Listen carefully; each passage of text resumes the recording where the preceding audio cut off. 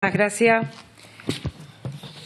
El siguiente turno lo tiene la portavoz del Grupo Parlamentario Euskal Herria Bildu, la señora Posueta. Hola, buenas tardes. Primero, agradecer su exposición tan pormenorizada, con tanto detalle. La verdad que está bien hacer esa fotografía porque nos hace ver la realidad que tenemos. Yo voy a seguir con esa fotografía y me voy a ir a Euskal Herria. La mayoría de las competencias en este ámbito las tenemos tanto en Navarra como en la Comunidad Autónoma Vasca, pero con lo que respecta al Pacto de la Violencia de Género, así llamado, pues eso ya es otra manera.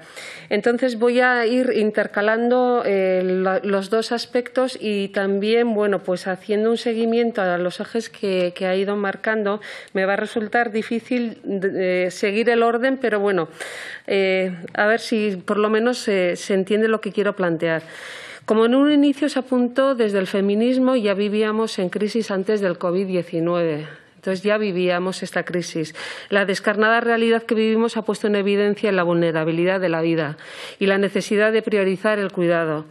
Las desigualdades estructurales han aumentado con la crisis y al igual que la brecha de género. Las mujeres estamos entre las grandes afectadas, particularmente las que vivimos o viven en contextos de mayor vulnerabilidad, entre las que están aquellas que sufren la violencia machista. Mientras las expertas feministas insistían en que el confinamiento creaba unas situaciones de especial vulnerabilidad, incluso de peligro, convirtiendo las casas en lugares no seguros para todas aquellas mujeres y sus hijas e hijos, como se ha visto hoy también, obligadas a convivir con sus agresores. Solo recientemente hemos tenido acceso a datos que confirman lo que ya nos estaban indicando. El número de denuncias, como se ha comentado entre el último eje, ha ido aumentando, aunque inicialmente se nos dijo que estaba disminuyendo, pero ya veíamos que lo que disminuía tenía una razón. Y los primeros datos del posconfinamiento corroboran también la tesis de las expertas que nos dicen que la violencia que se contuvo durante el confinamiento explotaría una vez finalizado y lo estamos viendo. Así, en Navarra, en junio hubo un 30% más de denuncias que en el mismo mes del año pasado, que más o menos es el mismo dato también que ha planteado, donde está diciendo que los datos de los estudios del 0,16 se habla que ha aumentado un 26%. En Nafarroa, en junio, un 30% más de denuncias que el año anterior. Y no contamos por ahora con los datos de la Comunidad Autónoma Vasca, pero pensamos que van en la misma línea. Por otra parte, como era de esperar, el número de consultas telefónicas también ha aumentado, fue mayor, pero nadie pensó, por ejemplo, en las necesidades de colectivos especialmente vulnerables, como las mujeres mayores o las menores de edad, o, como se ha comentado, las mujeres que no tienen acceso a las medidas telemáticas, ni siquiera no porque no puedan o no sepan, sino porque en los pueblos donde viven no hay posibilidad. No hay facilidad al acceso telemático y, por otra parte, es cierto también que estamos viendo también en otros ámbitos que la vía telemática no tiene la misma calidad de atención que la presencial. Entre otros ámbitos donde también se ha visto la violencia machista, quisiera comentar, aquí se ha hablado del ámbito judicial, de las puertas cerradas o de las puertas semicerradas. En Euskal Herria, aunque esto compete a Euskal Herria, además de la paralización o la ralentización de su funcionamiento durante el confinamiento, se cerraron servicios esenciales como fueron los puntos de encuentro familiar. Y en esto algunas mujeres denunciaron la falta de alternativas para poder ver o incluso hablar con sus hijos e hijas, y esto es importante. Y quiero hacer también un apunte que también me parece que es importante tenerlo en cuenta. La actuación, de esto también se ha hablado antes, la actuación judicial en Navarra está respondiendo al concepto de violencia de la ley de Estado. una violencia de género restringida a lo que se plantea de la que se genera entre la pareja o la expareja. Ha comentado también de que hay que replantearse esto. Pero hoy por hoy, en Navarra eso estamos viendo, y no al concepto de violencia de la Ley Foral 14/2015 del 10 de abril para actuar contra la violencia hacia las mujeres. La actuación judicial, lo que solicitamos es que la actuación judicial esté adaptada a las leyes de la Comunidad Autónoma Vasca, como así debería ser. Todas las víctimas, todas tienen todas las formas de violencia. Y también en el ámbito judicial se ha hablado en el eje 5 de la necesidad de formación profesional en el ámbito judicial. Esto es una carencia que se está viviendo casi día a día.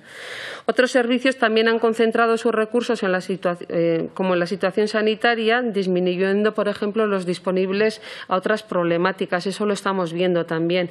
Y podemos asimismo pensar en la situación de colectivos especialmente vulnerables, como las trabajadoras de hogar, como las mujeres sin hogar, como las mujeres en situación de prostitución, como las expulsadas de sus viviendas o habitaciones, como las personas LGTBI, particularmente las más vulnerables como las trans, y tampoco tenemos datos sobre el impacto que haya podido tener estas situaciones. Como sabemos de otras crisis, el nivel de estrés social y la precariedad vital a la que está viendo abocada parte de la población van a generar un aumento de violencia por parte de los agresores y una pérdida de autonomía de las mujeres para salir de la misma.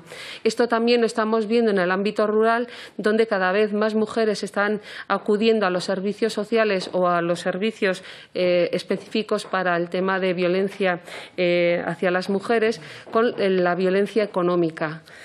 Las expertas ya venían indicando desde el confinamiento que las situaciones que se habían contenido durante estos podrían explotar una vez terminara, generando escenarios más complejos y de mayor gravedad.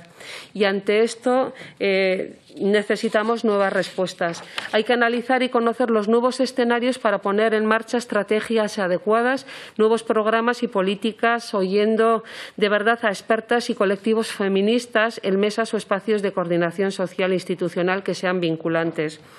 En lo que se refiere al COVID-19, sería necesario conocer los efectos de esta crisis que está teniendo en las violencias machistas y diseñar y poner en marcha, junto con expertas y movimiento feminista, acciones integrales.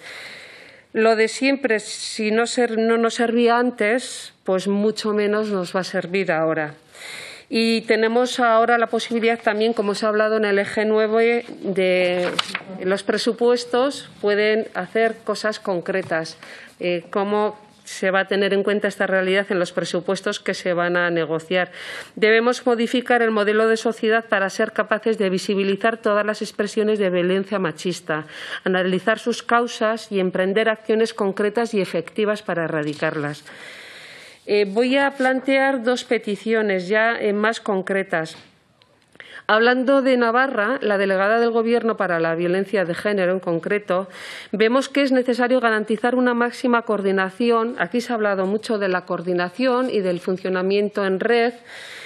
Desde Navarra traemos esta petición. Es necesaria una máxima coordinación entre el Gobierno y la figura de la Delegación para la Violencia de Género de las comunidades autónomas. Si bien el pacto ha dado las competencias a las entidades locales, que lo vemos muy positivo porque subraya la importancia de estos entes, sí que vemos que, de alguna manera, si el objetivo es que llegue a las mujeres el dinero para mejorar la atención, la recuperación y el reconocimiento a las supervivientes, es necesario que se coordine, pero que se coordine de verdad. Que se hable, sobre todo, que se tenga en cuenta las entidades rurales. Por cierto, como usted ha dicho, mañana es el Día de las Mujeres Rurales y vaya nuestro reconocimiento. No obstante, en ocasiones los fondos, debido a la cuantía en localidades pequeñas o a causa de falta de estructuras municipales vinculadas al impulso de la igualdad, hace que estos se dediquen a la ejecución de actividades puntuales o acciones aisladas, cuando estos fondos tendrían que ir dirigidos al diseño o a la implementación de proyectos que tengan continuidad y redunden, en definitiva, en generar procesos de transformación que tengan como objeto la prevención, la identificación y la atención en materia de violencia de género. Por ello, urge no solo dotar de financiación, esto sería ya el último eje que se ha comentado, no solamente de dotar de financiación actividades y campañas puntuales, sino trabajar para que en las entidades locales existan estructuras municipales, servicios públicos estables con personal y recursos suficientes para hacer un abordaje integral y continuado. Todas las entidades locales utilizan el dinero del Pacto de Estado. Me ha dicho que se estaba desarrollando, que se estaba a la espera de un servicio que pudiera dar estos datos. Pensamos que actualmente se actúa de manera poco eficiente. En muchas entidades no existe personal con formación en el tema y lleva a la dificultad de realizar actuaciones con impacto.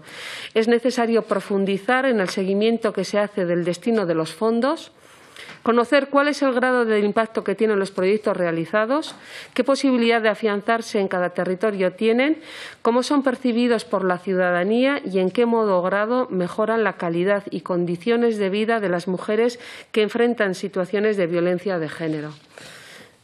Esto sería un poco lo que he querido compartir. Muchas gracias. Muchas gracias. Por el Grupo Parlamentario Vasco, el señor Joseba Aguirrechea.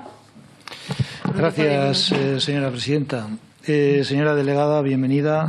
Muy brevemente, porque una serie de cuestiones que usted ha planteado y que he atendido también fueron desarrolladas por la propia ministra en la comparecencia de la semana pasada, y consideramos que, al fin y al cabo, por una parte está bien que la unidad de gobierno, la unidad de acción